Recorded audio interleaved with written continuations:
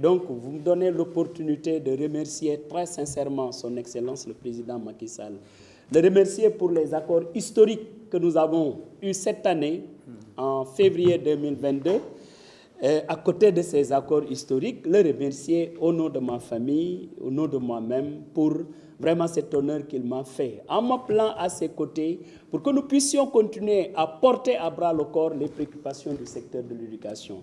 Donc, je suis nommé conseiller spécial auprès du Président de la République. C'est un sacerdoce, c'est de nouveaux défis que je tenterai de relever, mais avec tous les acteurs de l'éducation. C'est cela l'information. L'autre élément maintenant, est-ce que je suis de l'APR? Non, je suis un conseiller spécial du président. Je ne suis pas de l'APR ni d'aucun autre parti politique.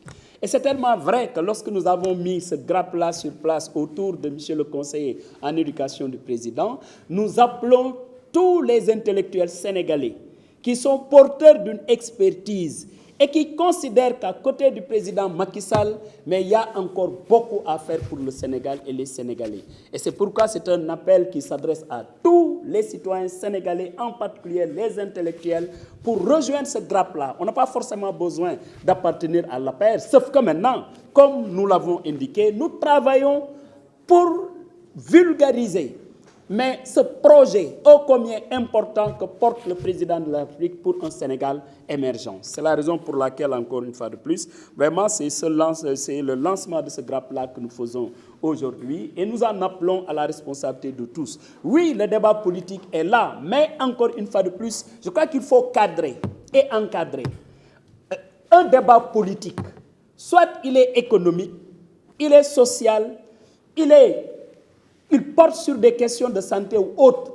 Mais tant que le débat, c'est un débat de personnes, des invectives à longueur de journée, des insultes à l'endroit d'honnêtes citoyens, ce débat-là n'intéresse que ceux qui considèrent qu'ils n'ont pas un argumentaire solide. Et c'est la raison pour laquelle, encore une fois de plus, en tant que GRAP, nous nous positionnons pour demander et dire aux Sénégalais que le vrai débat qui nous intéresse, c'est le débat qui porte sur le progrès, sur le développement du Sénégal, sur l'éducation du Sénégal, sur la santé au Sénégal, entre autres. L'éducation, c'est notre domaine. Et nous considérons aussi que ce n'est pas pour rien que nous ayons un ministère de l'éducation au Sénégal. Vous savez qu'aujourd'hui, quoi qu'on dise dans nos écoles, il y a plus d'instruction que d'éducation. Or, la question de l'éducation de nos enfants se pose avec acuité au regard de tout ce qui se passe dans les réseaux sociaux.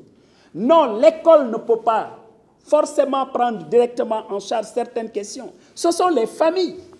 Parce que quand un enfant sort de la maison, mais il doit être l'ambassadeur de sa famille. Et par conséquent, donc, les parents sont interpellés par rapport au comportement de leurs enfants. L'État aussi doit jouer son rôle. Parce que l'État ne peut pas laisser faire aussi.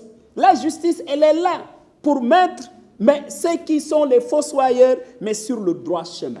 Et de ce point de vue, je crois que l'État aussi prendra entièrement ses responsabilités. Maintenant, en ce qui concerne le monde de l'éducation, comme j'ai eu à le dire d'ailleurs lors de la signature de notre protocole, mais nous avons eu des accords historiques.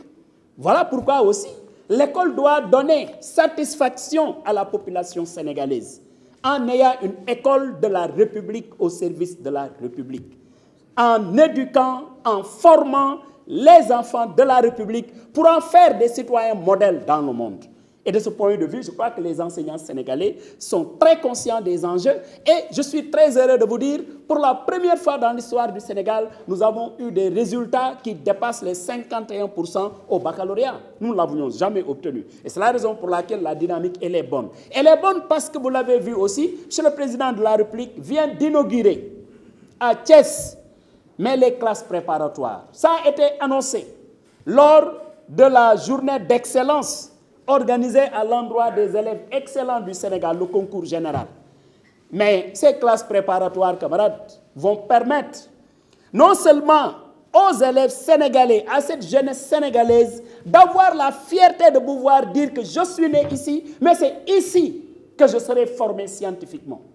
Et que ces jeunes Sénégalais règlent définitivement la question de la fuite des cerveaux. Parce qu'aujourd'hui, quand même, si vous prenez 300 enfants sénégalais, élèves sénégalais que vous envoyez en France, au Canada ou ailleurs, mais plus de 70% d'entre eux risquent de rester là-bas, alors que le pays en a besoin. Voilà pourquoi ces classes préparatoires sont fondamentales pour le système éducatif sénégalais, pour la souveraineté du Sénégal sur le plan socio-économique, voire même culturel. Et avant même ces classes préparatoires, vous avez vu que le président de la République avait déjà innové dans le secteur de la formation professionnelle avec les ISEP.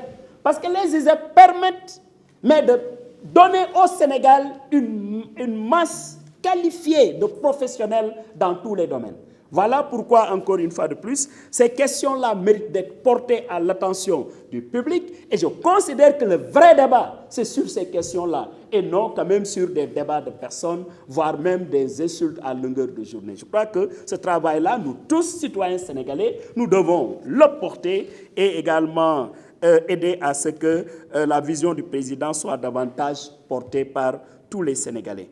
Alors, ma mission auprès du chef de l'État, mais comme il l'a indiqué, je suis conseiller spécial.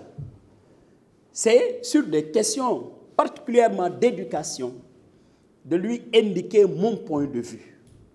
Parce que quand même, j'ai fait 6 ans dans le secteur de l'éducation en tant qu'acteur syndical.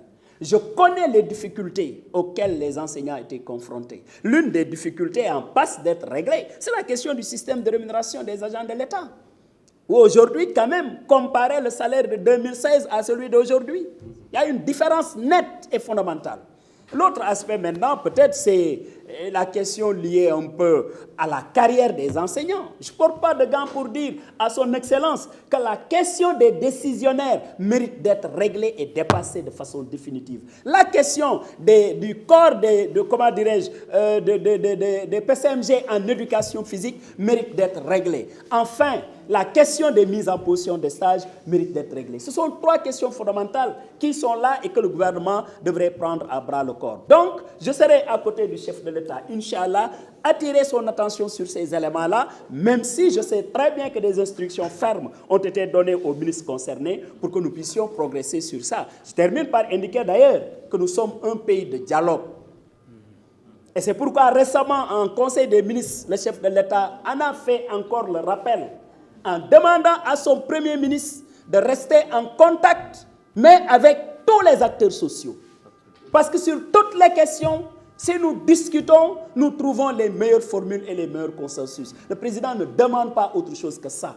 Et c'est la raison pour laquelle, encore une fois de plus, je crois que la dynamique que le GRAP a prise, c'est une dynamique de dialogue, de concertation pour attirer l'attention des citoyens sur toutes les questions qui méritent à ce que nous tous nous puissions y pencher, mais de façon très responsable, de façon très patriotique et de façon républicaine.